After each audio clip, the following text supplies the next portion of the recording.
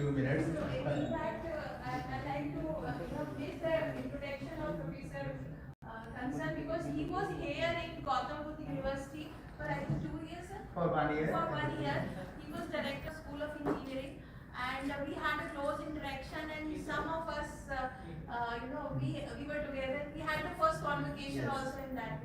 So he was very much attached to Gautam Buddha University. So I think it will be a pleasure to have you here again. Thanks. It's always my pleasure. So whenever I got an invitation, I could not stop myself. I just say yes first. And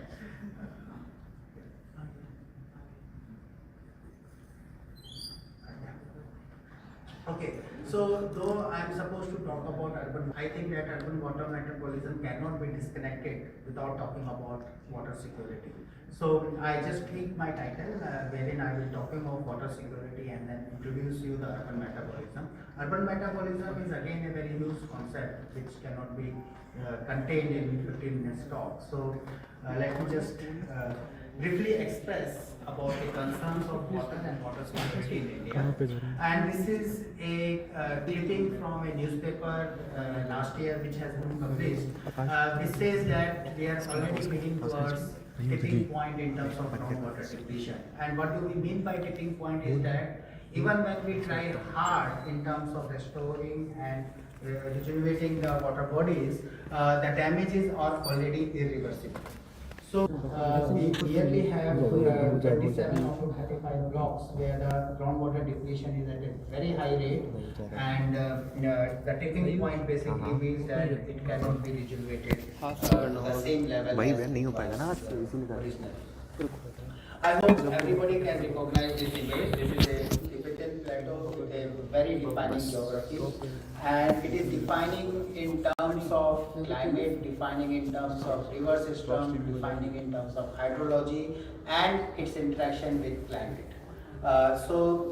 What we see and what I am going to present in next few slides is some graphs which also present some data about the water situation in the South Asian region. Now, what we see from this particular map, which I had taken from the journal Nature, is that South Asian region particularly is not that water scarce.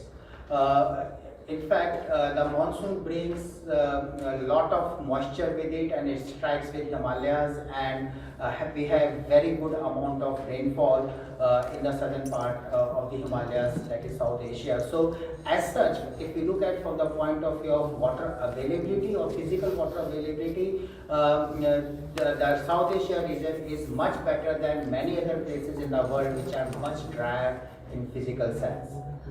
But if you look at in terms of population density, so this is the region which also accounts for very high population. So if you look at on a per capita basis, certainly the situation is very different. It is not physical water per se, it is the management of water which is very challenging when it comes to the South Asian region. So here again you will see Himalayas over here, and which of course do not have so much conducive environment for habitation as we see in the peninsular or river basin of India. Now this particular map, which is being produced by International Water Management Institute, and some of my colleagues have worked on this also represents different types of water insecurity or water scarcity. And what we understand is that the physical water scarcity is there in parts like Afghanistan and Pakistan. But if you look at in India as well as other parts of South Asia, it is not the physical water scarcity, but it is the economic water scarcity.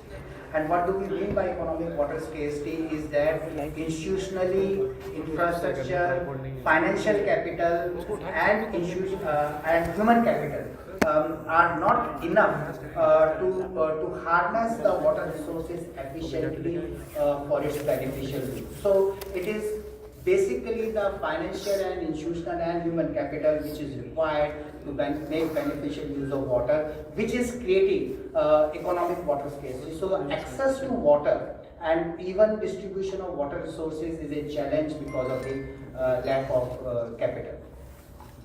Now, again, particular point we can elaborate from these two slides, and these maps are replica of each other, top and bottom. The top map shows human incident water security threat, at least on the water quality, that is degradation of water resources, and obviously it matches with the population density map of the world. So higher is the population and higher is the industrial development, economic growth. Obviously, look at the adjusted human impact on the water security threat, which is the bottom graph.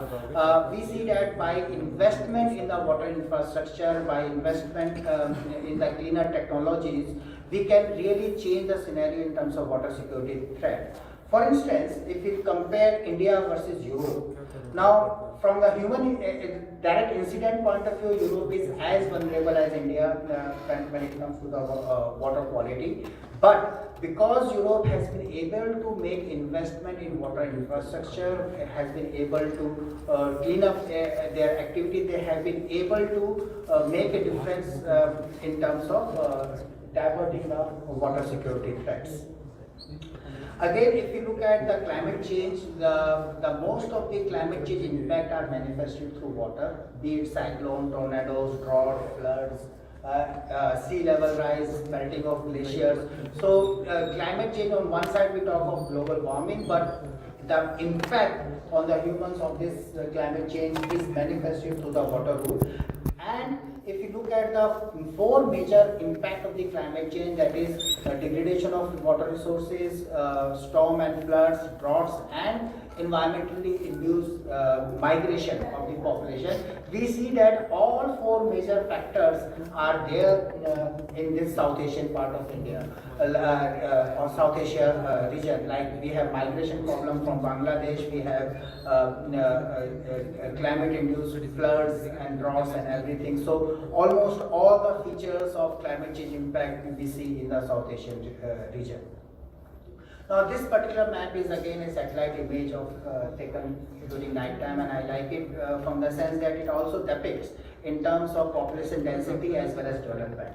And here again we see the stark difference of the development that we see in the South Asian region, and it has actually huge hydroelectric potential.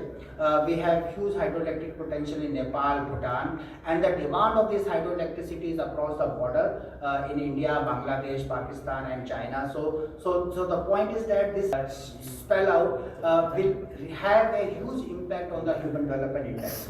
But if you look at the top right part of this graph, which talks about the inter-regional trade, and here we see the South Asia region is the worst in terms of its performance, and it actually tells the entire story that lot of potential of regional cooperation can bring in terms of trade and water security is actually missing because of the conflicts between the nations. So economically speaking, so the South Asia region is least integrated in the world, and that is why when we talk of water security, it cannot be seen in isolation. It also depends upon the entire geopolitics that we have. And here again, if you look at the South Asia region has sufficient amount of blue water availability, but when it comes to the per capita basis, the Asia is lagging behind compared to the other part of world. And one of the major reason is that we have very low per capita water storage. So this low per capita water storage again depicts that our financial capital and investments in the water infrastructure has not been that adequate. And of course, if you look at the GDP, the bubble size in this particular figure, you will see is the GDP per capita, and we see that those nations which has a conducive environment, good rainfall and less rainfall variability, generally tend to have higher GDP per capita compared to developing countries which has huge variability in the rainfall. So it is linked with the economic growth as well. So when we talk of water challenges, one of the major challenges that we have is that how to deal with the water related security threats in the urban areas. And problem is that 30% of the urban population resides in overcrowded settlements like slums and other things, and it is this population which is most vulnerable to water security threat, be it waterborne diseases, the urban flooding, the availability of water supply things, sanitation. and all the diseases which are there. So on one side, India needs to rapidly urbanize. And on the other side, we have a higher number of populations which are actually exposed to the water security threat. And when I say that India needs to urbanize, I am very convinced that urban areas should not be seen as a kind of a polluted environment. Actually, we need urbanization very fast. Today, perhaps our rural population is around 65% and urban population is 35%. But we need to reach a stage where India's urban population has to be 60%. And there is a economic reason, economic and environmental reasons why India needs urbanization. One thing, if you look at, if you compare, all developed nations are urbanized. So if you take the Europe, Australia, US, most of these countries have nearly 75% of the population residing in urban areas. So anyway, urbanization is linked with the economic growth of the country. But even if we look at from the environment point of view, see, when we talk of water efficient technologies like drip irrigation, sprinkler irrigation and so many other techniques, for agriculture sector, for these water efficient things to be viable, financially viable for a farmer, land holding should be around 2 hectares. So if the per capita land holding is not 2 hectares, of course the farmers will not be investing in the water efficient technologies. Notion, and we see that 46% of the total land area is fertile. So actually the rural population of India should not be more than 10%. If we take 2 hectares per capita land holding for the agriculture. Now, if we also add the cottage industries in the rural area, which are agro-based industries, so we may take that perhaps the ideal population in the rural area should be around 25%. So, in a sense, having 65% population in rural area is too much pressure on the agriculture land, and that is also one of the reasons why the water security is under threat, because nearly 85% of the water is used in the agriculture sector. But it does not mean that urbanization means less land for agriculture. Actually, it will not impact the food security, because right now our agricultural practices, which is primitive, and because of the land fragmentation, it is not scientific. So our the land productivity is actually, if you look at this data on the bottom corner, is our land productivity is 1/3 of the world average. So in fact, there is a huge potential that if we can improve our land productivity, and that means with 1/3 of the land under agriculture, we can still produce the same amount of food that we are producing today. So next is that transboundary risk, and when we talk of water security, is also a lot to do with geopolitics. So the South Asia region has 3 nuclear power nations: India, China, Pakistan, and 3 nuclear power nations actually are fighting for water. And this is again a very, I would say, very risky and scary situation. So, frankly speaking, the problem with Kashmir between India and Pakistan is not Kashmir land per se. It is the actually access to the origin of the Indus River. And source of the, so the interest in Kashmir by both countries is actually on the Indus River and not on the land per se. Similarly, if you talk of India, between India and China, the again few. So if you are following what is happening in Doklam and what has happened in the Leh Ladakh region, they are the big lakes which are actually of interest. So actually the entire geopolitics, and if you look at our relationship with Bangladesh, a lot depends upon how we deal with the Farakka barrage and sharing of water resources. So actually the entire transboundary risk is related to water security. Part of India and even Pakistan, Punjab region, we have a very high level of groundwater exploitation, and actually groundwater irrigation has exceeded far much compared to the canal and tank irrigation since Green Revolution time. So in a nutshell, what we see is that as the groundwater table falls, the poverty rate increases, and this is where the linkage between water and water is there. And the conundrum which we are facing is that we are a service-based economy and agriculture-dependent population. So what do I mean by this? On a water-intensive agriculture, and this is where the major gap is, and this is the major challenge that we need to address. Now, some of the things when we talk of water in general, most of the people in a layman term, they talk of physical water. And actually the physical water consumption is just 5% of what we consume. So as an urban consumer, it is the 95% of the water which is invisible water, which comes in the form of products that we consume. So that is what we call as virtual water of anything. So say for example, even if we are eating a piece of burger, the lot of water which goes in production of wheat and other ingredients of the burger is a part of our consumption practice. So what we see is that again the share of the industrial products as well as share of the agriculture produce that we consume as an urban consumer has a lot to do with respect to what we deal, how we deal with the water. And the problem is that in economic sense, we talk of balance of trade between countries. Like for example, between India and China, the balance of trade is so much of dollars, and India and US. And what is happening is that rich countries are importing goods which are water intensive from the water deficit region. So India, China, and other developing countries are actually exporting water intensive products. So this is what is known as virtual water trading, and this virtual water trading is creating a scarcity wherein in India, for example, nearly 10 months in a year we have water scarcity. So this is a situation which has been created by this particular thing. We need to look into the water footprint, and water footprint basically is a concept which again helps industries to look into their entire supply chain of the production so that the overall water footprint reduces. Now this particular case example which is shown is of a Coca-Cola. I hope I am not exceeding time. So here what we see is that even the sugar can be made from beetroot as well as from sugar cane.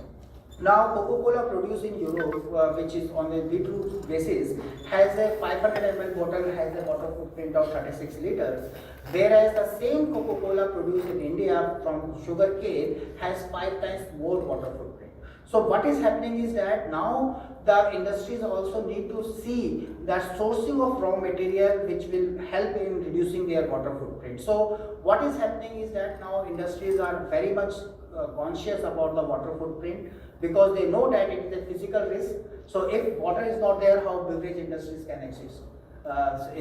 So there is a physical risk, there is a reputational risk, and this is a particular case of Coca-Cola in 2006, and I was involved in as a conflict resolution between community and Coca-Cola directly as a from Terry. I worked on that, and what of the Coca-Cola's presence, there is a water scarcity and there is a lot of hue and cry from the communities, and it has created a reputational risk.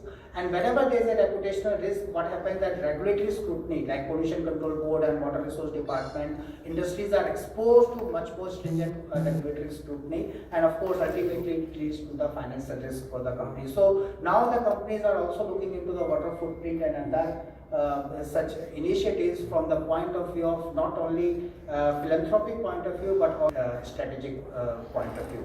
So many flagship companies have now started doing their own water footprint assessment, and what this water footprint assessment has actually helped is in terms of now the industries are not looking within their boundaries of physical operation of production, but also look into the entire supply chain thinking of water, and of course they do not look into their physical water withdrawal but consumptive water use. So that is the kind of a shift in the mindset which is happening. So it is not right to abstract water, but actual impact of the water abstraction on the watershed or this thing which is consumer. We are going to have a footprint labels on the products, carbon footprint, water footprint, other kind of the footprint, and obviously this footprint labeling or product labeling, which very recently MOEF has come up with a eco mark in September 2024. So this is going to change the consumption pattern, and of course the industries will be very much inclined to do this, and this is the kind of a calculator which people will be using on a regular basis. So coming to the metabolism aspect of an urban area, so I was talking about industries, but the same concept applies to the urban. So question is that how much city is self-reliant in terms of its water requirements. So for example, if we take the case of Greater Noida, today it is able to, but how long it can meet is something which is a question mark, which we do not know, and this is where the urban metabolism studies can help to answer these questions.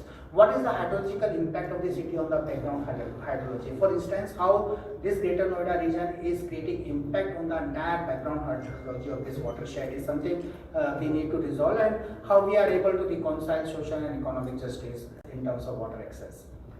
So, the cities, it includes flood and health protection, it includes water security, it includes energy and carbon neutrality of water infrastructure and the resilience infrastructure. I'm just skipping some slides. So what is happening is that on a water sustainable urban planning, we need to actually just not look into the physical water balance between demand and supply, but we also look into the change dynamics of the demand and supply. For instance, we all know as an town planner, we know the per capita water supply has to be 135 liters per capita per day. But if I ask you this question that how this 135 liters has come, and since long it has been there. Now, perhaps most of the people I had asked, even in CPHU and other ministries, nobody has this answer. And it is there, this 135 liter per capita per day as a norm is there since 1975. And nobody has actually done the... Now, point is that if 135 liter is the thing, then the point is it cannot be time static. The people habits change, lifestyle changes, and what the new lifestyle is that we use more gadgets. For example, instead of washing clothes by hand, we are using washing machines to and the water consumption pattern of a dishwasher and washing machine is much less than hand washing. And similarly, the use of gadgets actually has changed the entire water consumption pattern. And one of the research which my PhD scholar has done, that we had found that the actual water need per capita is 78 liters per capita per day, which is not 135. And this is where I think that the inefficiency in the urban water infrastructure, where basically everybody knows that around 30 to 40% get lost in the leaks. So why still the people are having sufficient per capita availability of water? It is because the distortion we have created in terms of the norms. So we need to revisit norms time to time with the proper adequate studies, and this is the changing dynamics that we have to look into. So I am again not explaining each and every point, but this is where the concept of the urban water flows and metabolism is, wherein there is a natural flow of water, imported water through pipelines or canals from the surrounding regions. There is a natural environment in terms of rainfall, but what happens inside a urban system, wherein there is a stock as well as flows, we have to look into the entire dynamics just like a human metabolism, wherein there is a inflow, there is a processing metabolic, and there is a waste which comes out. So same concept has to be applied, and this concept of course needs hours of lecture to explain, but these notations we can create some kind of a hydrological indicators that how city is performing. And what I have presented here is just to give you a glimpse of what there are research papers which I have published on this which you can look into, but it gives a kind of a glimpse of what is the various hydrological indicators by which a city can assess its own water performance. For instance, what is the wastewater potential we use which is currently being done, that can be indicator. So based on the previous diagram, one can actually calculate these indicators and have the realistic assessment of the hydrological performance of the city. So how, for example, how Greater Noida is compared with Delhi in terms of its water performance can be gauged from these such type of hydrological indicators. So I did a case study for Delhi, and again not going in details, but this is the kind of a metabolic flow which I had created compared with the previous diagram conceptually, and these are the flows in million cubic meter per annum we have created, and we got these indicators established for Delhi city. For example, when we talk of overall water balance, which is coming out to be 136.7. So 36.7 is the amount of losses which is happening in the urban water infrastructure, and that is how the urban metabolism approach can help in terms of getting answers for urban areas in terms of its water performance. So I think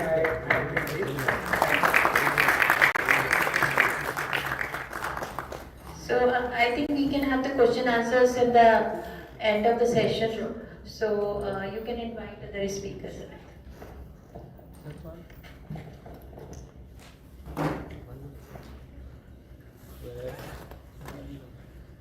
So now I would request architect Lalit Singh Mehta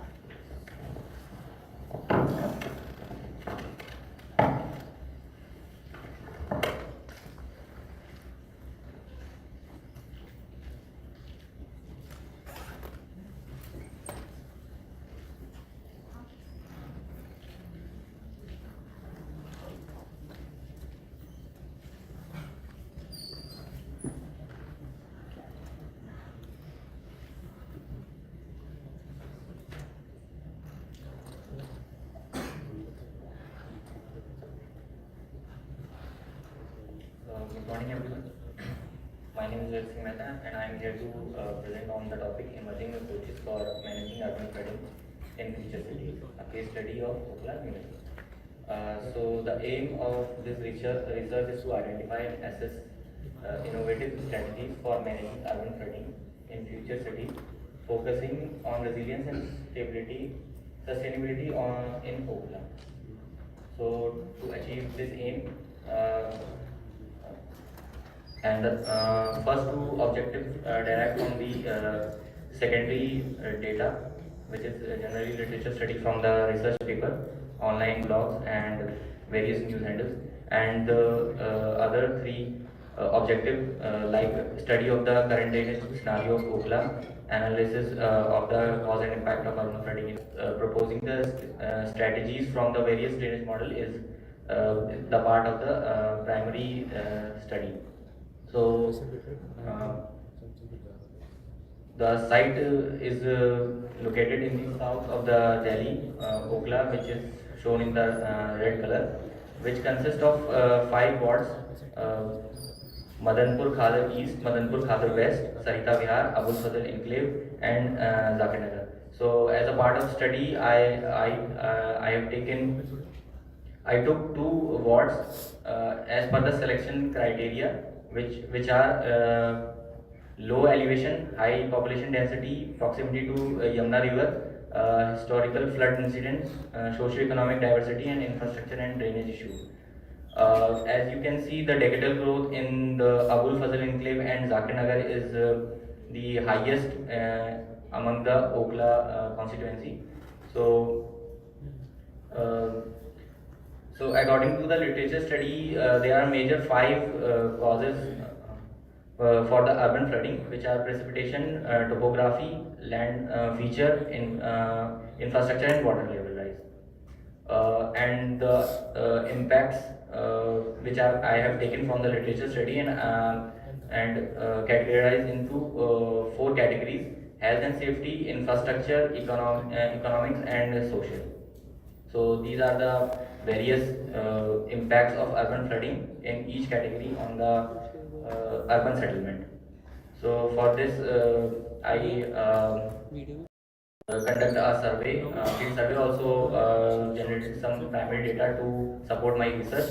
Uh, these are the global stakes of various countries and their strategies to tackle the urban flooding and managing the urban flooding. Uh, uh, for this, the methodological framework is just starting with the literature review, then refining the uh, objectives, then further conducted with the primary survey data and data analysis, and then finally the findings and the proposal. So the precipitation of the Delhi is shown that the rainfall is decreasing every year. So, but we hearing in the news that urban flooding conditions are increasing. So there may be other factors, which is topographical. As we can say, Okhla is in the lowest elevation and near to the Yamuna River, which is the major cause of urban flooding in the Okhla region. And also the land cover is changing in the past decade. Like it's the developed area, which is the constructed area, the ground coverage is increased by 11%, and it is property damage and various health issues, transportation problems, and the flooding duration which I have problems and the flooding duration which I have recorded almost uh, more than 1 year also. So the major health issues are the waterborne diseases, skin infection, allergies, which is also a major factor to work on this field, urban flooding, and the infrastructure damage is also a very important uh, segment to invest in by the various stakeholders and take part. both administrations and the developers. So from the survey, I got these hotspots where the waterlogging situation is occurring. This all the locations are as by the response of the residents. I got sorry. So by the field visit, I got these problems. Like there is a level difference in the road which leads to the waterlogging, and there is a serious management issue which leads to the clogging of the drains, and the drainage system is clogged by the vegetation, which is also a management issue. The drain covers are completely blocked, and there is a very high density and compact construction which creates problem to manage the drainage system, which we can see in this photo, where drainage maintenance truck is stuck in the narrow streets of the Okla settlement. So for the planning recommendations, I have created this GIS map in which uh, hotspots are located, and also I have created a drainage line which shows the various contribution of the drain lines, and it creates a particular node on which we can implement certain planning techniques to reduce flooding or to reduce water runoff at various stages. So for the planning strategies, I have taken these strategies from the various drainage models. Like we can stop water at various level, like to reduce the stress on central drainage system at local level by using decentralized wastewater treatment system, followed by the strategies taken from the low impact development and sustainable urban drainage system, swales, water retention systems. And for the planning guidelines, like we can strictly put norms on the passing of the architecture plans, that it should be necessary to create green roofs, pervious pavement, and groundwater recharge to reduce the water runoff and increase the percolation of water in the soil. In conclusion, I find in my research that the major contribution of the urban flooding is high surface runoff, which is due to the high concretization, which is high urbanization, rapid urbanization without improper guidance and monitoring, and the site is highly mismanaged, and it basically it's a organic settlement, and it's not having a proper drainage system which needs to be upgraded, and the capacity is also lacking, and the impact is the major impact is on the infrastructure and health issues, and also the economic impact is also major, because the major economic loss is the transportation loss. That if urban flooding is taking place, then the mode of transport of the residents is changing, and also the fare prices is also escalating very quickly. So the future recommendation that urban flooding could be included in the the development policy can be promoted, and implementation of decentralized wastewater treatment should be enforced, and upgradation of the drainage system and decentralized drainage wastewater treatment should be promoted. Thank you.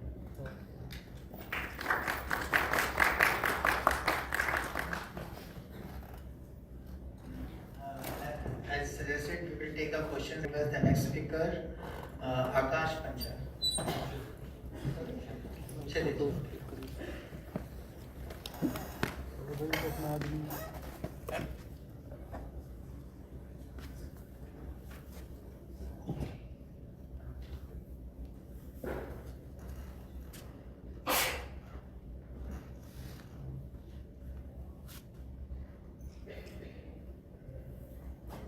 breakfast is ready. So,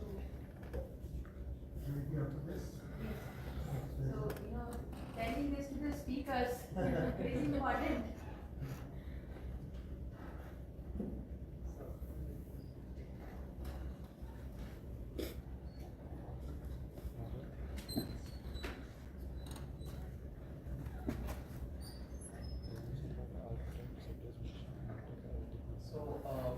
Arun sir made us somewhat aware about how water scarcity is affecting the world, India, and he also talked about the case of Delhi. So in this case, we will be focusing on the decrepitude of historic water structures in Delhi, as that has impacted the water sustainability within Delhi and the water independence of Delhi quite significantly. And hopefully by the end of it, we can take some learnings out of it on how to regain, if not all of that water independence that Delhi had, then at least a part of it. So if you look at the topographical map of India, specifically in North India, we see that Aravallis that are right about at the northwestern edge of the Deccan region. We see that they jut up quite, okay.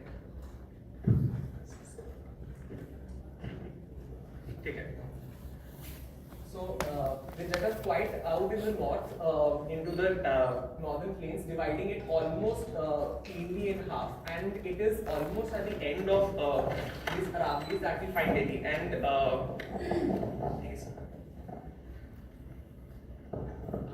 hello.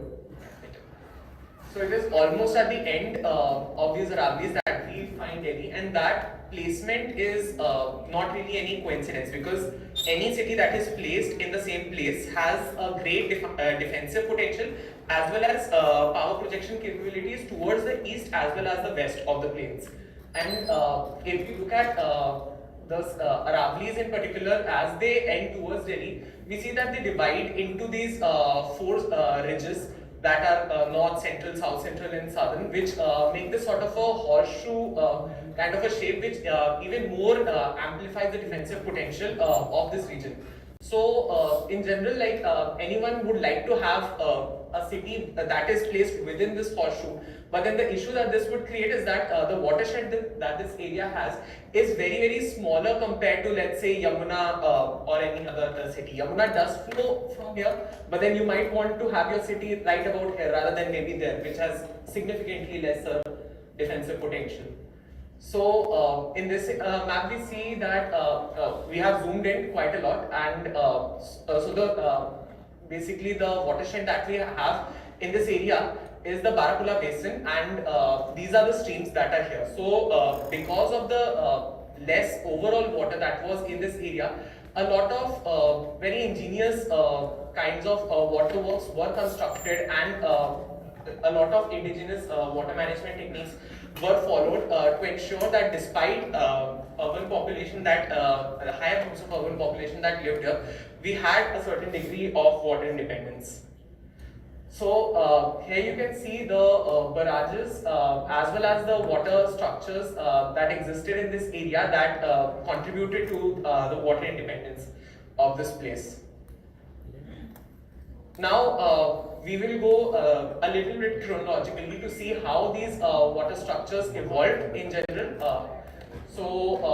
Like here you can see the watershed as a whole, and here you will see in general we try to focus on the Badshahi stream of Barakulla basin. So how things developed in there. So Lalkot was developed around 700s AD, but by 1100s it was more or less the only settlement in the area, fort in the area. The settlement was Mehrauli, and it was mostly supported by these small barrages that were to the north of it. Even though we don't quite know the exact barrages, they are somewhat lost to history, but we anticipate that these were the ones.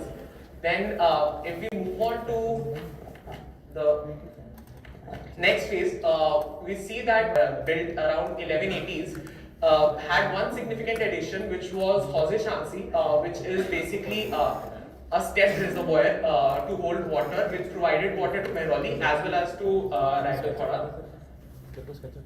And then another major addition that happened is that as Siri was developed much to the north, the Neela Haus area, we developed a barrage to make Hauze Ali, which today we know as Hauz Khas, after it was renovated in 1354. And similarly, a lot of these barrages also came into place once Jahanpana was developed in 1326. And right around the area, so Jahanpana was developed after Tughlaqabad to maintain the sort of integrity of fortification between your Killa Rai Thoda and Siri, which diverted a lot of the again was used. Yeah, sideways. Which was used to create the Satpura barrage, which again adds a lot of water potential, like made a lot of water available for agricultural as well as for urban and human consumption. And similarly, we, since Jahanpana came into existence, we also connected the barrages that held Hauz Khas to the fortification to create other structures in the area. And at the same time, by the time things developed, we also made a lot of, since a lot of settlement was happening to the north of these structures also, so we made Kushak and Malcha Mahal barrages, which also held water to provide water to downstream communities. And this is where somewhat of this decrepitude that we are talking of starts, because around the Sultanate period, late medieval period, the power, political power as well as administrative power resided mostly in Delhi. But then by the time we came to the Mughal period, Humayun did have some of his bases in this region. But then there was also a lot of power shift going southwards, even in the late Sultanate periods, and again in Lahore, in Agra and other places. So the administrative will to maintain these barrages declines significantly. So even though you don't see any new construction around early Mughal period in 1600, you still see that these barrages and the reservoirs that they contain are still in use. And you see some extra development of Bawlis also, which you can see in the form of these stars. So, but then by 1950s, if we see in the next around 350 years, slowly and slowly at unknown points of time, since constructions are usually documented but decrepitude are significantly less documented, we see that the redder reservoirs that we see, they had fallen into disrepair, and water in these reservoirs had gone extinct completely, which notably includes likes of Hauz Khas as well. And even though you do see some water being retained in Neela Haus, which is right here, even this would go extinct by the time we came to revive it to some extent in 2000s. So, previous one just, yeah. So, basically this is how we reached a point of negligence in colonial as well as in later Mughal times. Since, I mean, obviously if we do not attend to water structures, they may sustain for 50 years, 100 years, but then they will not survive for, let's say, 300 or 400 years. They will eventually go extinct. And in this map, you can see the size of settlements and the structures that are around it. I would just like to remind that the rest of the entire area is sort of rich network of water streams that are somewhat diverted, somewhat natural, filling into the water needs of these places. And now, again, we have the exact same map of 1950s overlapped over a Google image of today. So you can see the extent of urbanization that we're looking at in this case. And what this causes is, I mean, urbanization obviously is inevitable. It's unreasonable to expect that we go back to maintain a water independence. At that point, it would make no sense. What this kind of an unchecked and unsustainable urbanization has done is that it has significantly impacted the watershed surface integrity of this area, by which I mean that runoffs were not properly taken care of, which is why they often went into drains or often went into smaller ditches that caused waterlogging and flash flood incidences, as Sadaf and you also mentioned in Okhla area. So because of this, a lot of these streams that you see around, I mean, these are streams from 1950s, and you can see that these streams do not have room to move around anymore, and even streams that do exist were turned into dumping grounds. Because of which, again, if streams cannot feed water into the reservoirs, then reservoirs themselves as well start dying. And because of all of these things that I just mentioned, the thicker blue streams are actually the only ones that are still surviving today. And even for the western stream that we'll be discussing, that this was somewhat revived in the later years. Otherwise, you only had the main stream of Barakunda existing more or less as a drain only.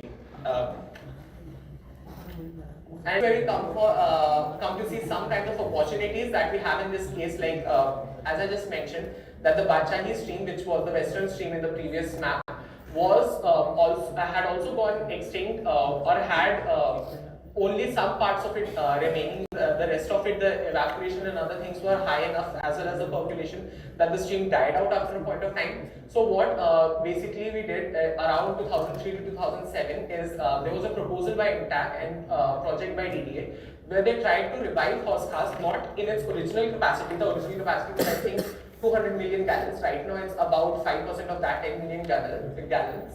But they were able to sustain that kind of a reservoir capacity by basically working southwards here in the Sanjay one, where they have tried to create some artificial lakes as well as Neera House that we discussed. They reconstructed them. These lakes used to exist around in 1350s, and they were not mentioned after that. And using these, they filtered out water enough and collected enough water that they could channelize this and take it to Horskhas, where water level can be maintained almost throughout the year. So here you can see a comparison between 2000 and between modern day of how Horskhas used to be and how it has become. So in general, you can see that there's a great deal of scope for reconstruction as well as restoration here. And another thing that we got as an insight in this case was how stepped reservoirs compared or fared through this process of decrepitude against, let's say, spillway reservoirs. So in general, you see spillway reservoirs are much more easier to construct, as you just have to create a barrage and the water will collect in one place. But when it's case of stepped reservoir, you have significantly less population, and you can also control evaporation, inflow and outflow to much greater extent, which is significantly more important since Delhi and in general a lot of parts of northern India, especially Rajasthan, but even going as far as, let's say, Purvanchal, have somewhat of a semi-arid and a deciduous climate. So because of that and extreme heat, there's a lot of evaporation that happens in these areas. So and even throughout the Indian subcontinent, because of this reason only, that stepped reservoirs and ponds are much more preferred for human use, as they are much more reliable, as opposed to spillway reservoirs that can get extinct much more easily, which have much more open-ended boundaries. So when like Sultanate rulers came in, Hauze Shamsi, for example, was one of the first one to develop. Before that, we also had a few structures by Tomars. So these people, over time, the population in India had not only grown to, in a way, respond climatologically to containing water in a better or in a more suitable manner, but also had started to respond culturally to these things. Like a lot of practices and social norms, social practices started to develop around these stepped reservoirs, which is another reason why we see Hauze Shamsi survived as opposed to several other reservoirs. As even today, if you go and talk to residents of Mehrauli, for example, Hauze Shamsi has a lot of ritualistic importance for them, which does create avenues for conservation. And even though because of decrepitude it did suffer significantly, but it did not go extinct completely. And like you can see that restoration itself was not that difficult, and restoration was managed at a much better capacity, for example, as compared to, let's say, horse khas. In case of horse shamsi, it's like more of 80-ish% of reservoir capacity as it had. I mean, it never went extinct, just the water level went down as compared to the 5% of horse khas. So, yes, sir. Yes, sir. We are done now. So, yeah.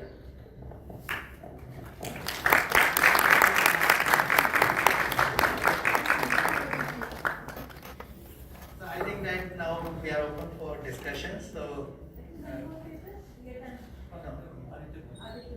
Okay, it is not here mentioned. Okay, Aditya. But please do it within 10 minutes. So, better is.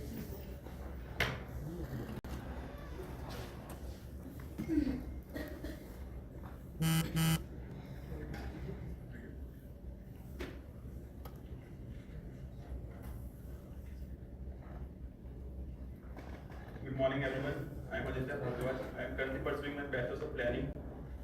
So, today the topic I will be presenting is fusing so a comparative analysis of wetland management practices. So, it's basically a background study and comparative analysis for my thesis, which I will be doing in my next semester. It is basically hydrology, habitat, and humanity. So, Jheel, Beel, Talab, and Kyar. Each word says about the profound bond between the community and the wetlands. Wetlands, an omnipresent ecosystem, are a vital ecosystem yet often misunderstood as wastelands. It supports a livelihood of over 1 billion people globally with the economic worth of $4.9 trillion. Degradation of wetland triggers environmental decline and worsen poverty of the dependent communities. Wetland conservation supports all 17 SDGs, strengthening resilience and well-being. The study analyzes the wetland management practices in Kawarta Lake, Begusarai, Bihar, and Songar Lagoon in Greater Arka region of Ghana. So, when talking about the importance of wetland, despite covering only 6% of the Earth's surface, it's home to 40% of the plant species and animals, and thus helps in biodiversity conservation. They offer invaluable ecosystem services such as flood, protection against flood, water purification, food, biodiversity hotspot, climate change mitigation. It stores up to 5 times more carbon than other terrestrial ecosystems. They support livelihood of a billion people through various activities like fishing, farming, ecotourism, etc. So now when talking about the threats they are facing, wetlands are disappearing at a rate of approximately 3 times faster than forest. Since 1900, around 64% of the wetlands have been lost, and Asia experiencing significant loss due to agriculture expansion, dam construction, land use changes, etc. In India, wetlands have decreased about 38% with annual loss of 2 to 3%, which not only affects the ecological function but also the livelihood of the dependent communities, which also creates conflicts with these. So, wetlands, all the 17 SDGs underscore the importance of wetlands not only as an essential natural asset but also element in promoting human well-being, inclusive economic growth, and community resilience. As we can see here, all the 17 SDGs are somehow linked with the wetlands conservation. So, by aligning wetland conservation with SDGs, government can effectively advance their global while promoting sustainable development. So, when talking about the case of Kanwar Lake, also known as Kavarta Lake, it's the largest freshwater household lake in Asia, located in Indo-Gangetic Plain. The wetland complex is in a rural agrarian setting, surrounded by 23 villages with a population of 2 lakh, located in Begusarai district of Bihar. It plays an important role in maintaining hydrological regime of the region. The wetland plays an important role in local economy and livelihood of the people. It serves as a breeding ground for vulnerable species like bologot. It is designated as a protected zone in 1986, a bird sanctuary in 1994, and Ramsar site in 2020. But still, the health of wetland is still declining. The lake's area has drastically shrunk from 6,786 hectares in 1984 to just 2,620 hectares in 2012. And it has also led to the loss of livelihoods of 15,000 fishers who were dependent on that wetland. Over the years, transformation of inundation pattern to promote permanent agriculture has led to reduction in groundwater level, increased flooding, and shrinking wetland areas, which also led to the conflict between farmers and fishers. The next case is Songal Lagoon. Located in the greater Arta region of Ghana, it is a vital wetland supporting 1.5 lakh people. The wetland provides essential resources, fisheries, minerals, farming, but face threats from environmental degradation, such as salt mining, so the people cuts the trees and damage the mangroves, causing conflicts between the activities for the people who rely on mining for income and those who dependent on healthy wetland ecosystem. In response, the government of Ghana has launched a model, CMRC model, which is collaborative resource management model. The model brought together government, local community, and other stakeholders to manage the wetland sustainably by integrating restoration practices such as agriculture, land use planning, and restoring the mangroves. The approach helped resolve conflicts and provide alternative livelihood for the community, elevating resource pressure and reducing the conflicts. So, what we can see in this map is that the Ramsar boundary, the green one, the Ramsar boundary in the Ghana region, it's not only covering the inundation part of the wetland, but when we see the Ramsar boundary of the Kavartal Lake, it's only covering the inundated area, which is 2,620 hectares. So the scope of protection is very narrow in case of Indian wetlands in Ramsar side, but in Ghana, they have taken the protected area, which is like the river basin level of planning. So, while concluding, improving livelihood is essential for successful wetland restoration. Restoration efforts must be directly linked to community livelihood, otherwise they risk failing. The Songar and Kavartal wetland demonstrate how community involvement and strong governance are key to balancing ecological sustainability with local needs. A one-size-fits model approach is the focus should be on river basin planning instead of administrative boundaries and planning to integrate ecological, hydrological, socio-economic, and institutional factors. Effective wetland ensures the preservation of biodiversity while supporting the livelihood of billions. So, continuing with this, I will be doing my thesis on taking Kanwar Lake as my site to prepare the integrated wetland management, wetland conservation and resource management strategies, a comprehensive land use plan with zoning regulations, and strategies for livelihood diversification. Thank you. Okay, so we have a choice.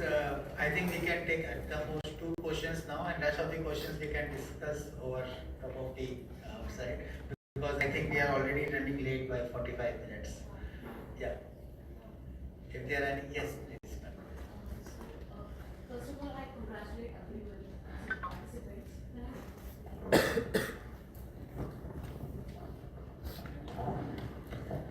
So, I'm Sharja Singh. I'm a research scholar in the School of Planning and Architecture and assistant professor on contract in GBU, Department of Urban Planning and Urban and Regional Planning. So, my question to Professor Kansal.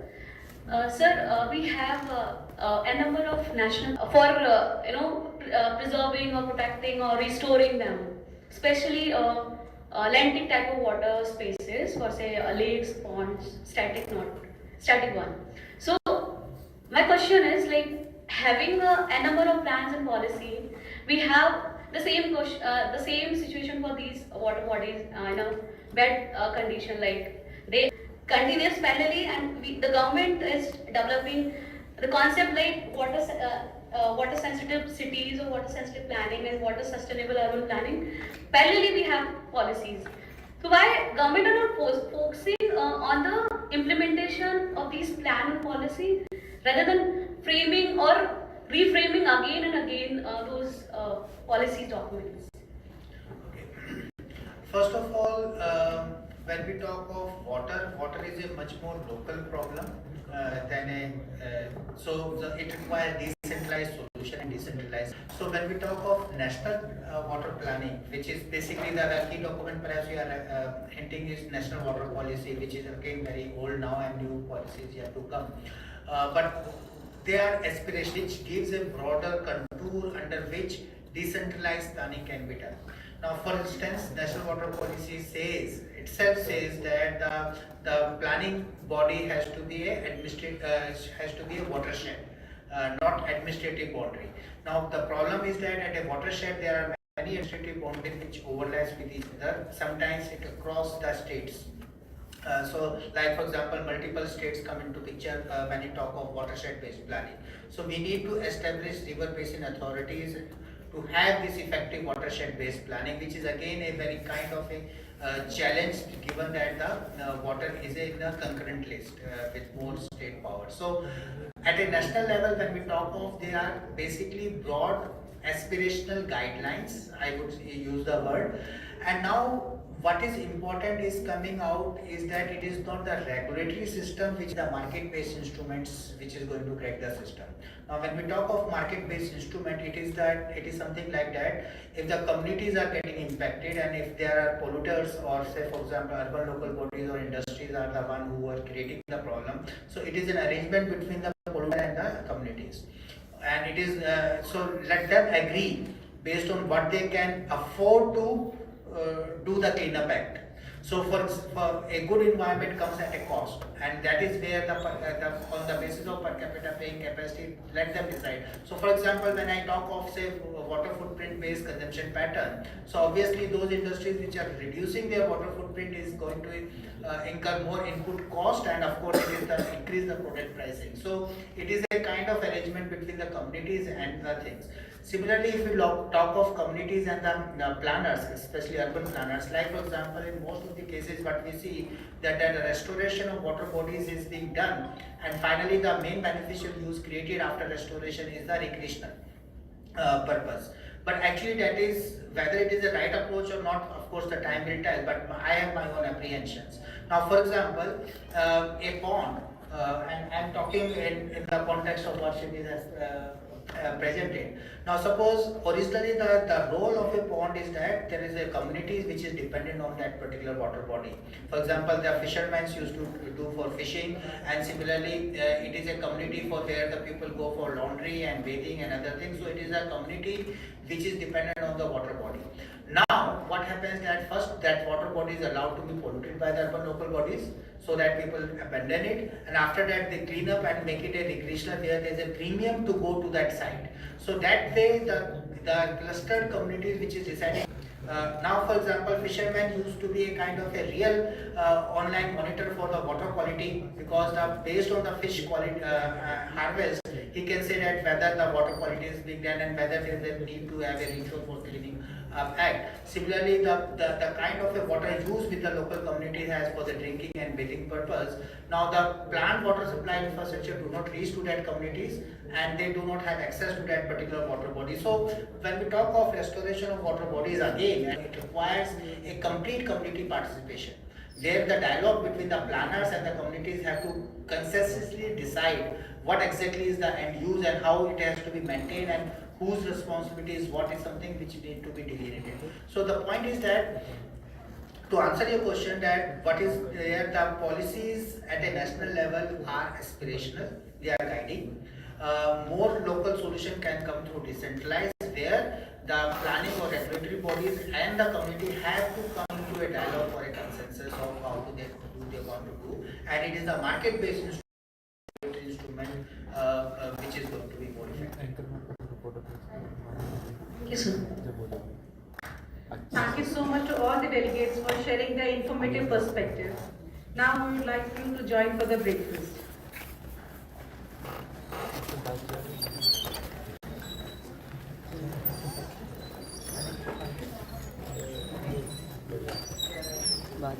इसको stop sheet कर they stop sheet click कर दे laptop